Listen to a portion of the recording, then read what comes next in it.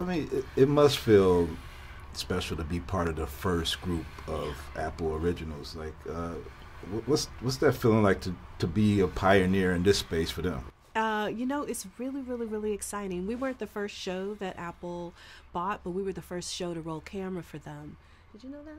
I didn't. Yeah, we were the first show to roll camera, so it's been special from day one. Yeah. And now that we're out promoting, and I realize, oh my goodness, we're part of the first group. It feels epic. Yeah. I mean, Ron, you've been on streaming with Luke Cage, but more recently you've been on traditional with This Is Us. What's the differences when you get into it as an actor to be on streaming platforms as opposed to traditional distribution methods? I don't think the platform is what I don't focus on. It's really about the work,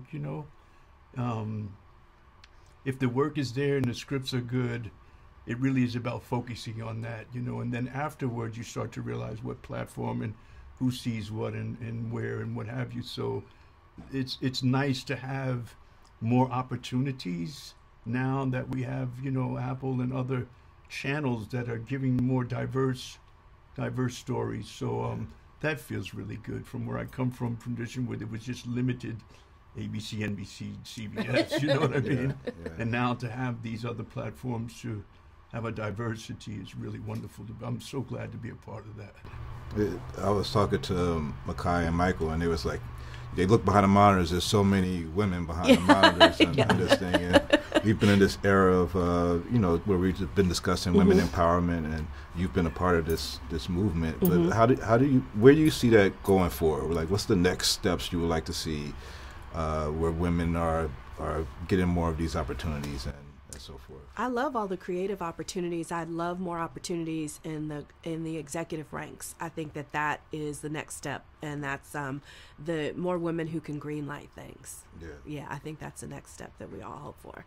You also, you're a showrunner on here, but you've been a writer in the past, and when you have a service where people are binge watching a show, is the writing different than when you go back to when there was 3 networks and you had to wait every week? Is there a different form of writing when you're writing for binge watch audiences, so to speak? The only way that affected the writer's room is that we had an idea that it might possibly be the first 3. Somehow or another, we got a hold of data that people, well, if they get through the first 3, then they're going to stay with you. Yeah. So we just really needed the first 3 episodes to set the emotional stakes for everybody on the show. Okay. What's the perks of this? Do y'all get like free iPads? Do y'all not have to wait online for the Genius Bar, make Genius Bar appointments? It's got to be something that Apple is hooking up for you guys. Yeah, the Apple is very, very generous in every way. Yes, they are. I would say the same. Yeah, there's a lot of little perks, man. Of course, man, and they make it. They're beautiful. They're beautiful in that way. Yeah. Last question I have to ask is, like, there's been so much talk around casting these days of British actors versus American actors, especially for black actors. And this one with Makai and Michael and Ron, is a lot of American great black actors. And what do you think is the push for? I mean, why do you think there's been so many British actors getting more dramatic roles in some movies than American actors? So, as a producer, what do you think the casting seemed to lean that way, at least? I'm not sure, but I just feel like the best person for the role is the only answer ever. And I don't think that we took into consideration whether someone was American or British. We just knew that these were the actors that we wanted for the part, and it just fell that way. Yeah. So it's just the best person for the role, in my opinion. I think you got the best people. Also, just real quick, I wanted to say there's an element that's missing that people forget. Traditionally, money has been sucked out of the arts here in America. So traditionally, you have more funding in the arts. So most people think that actors are more prepared because they come from an artistic educational background, whereas here, so much money has been sucked out of the arts. Instruments are not in schools. We don't have theater programs.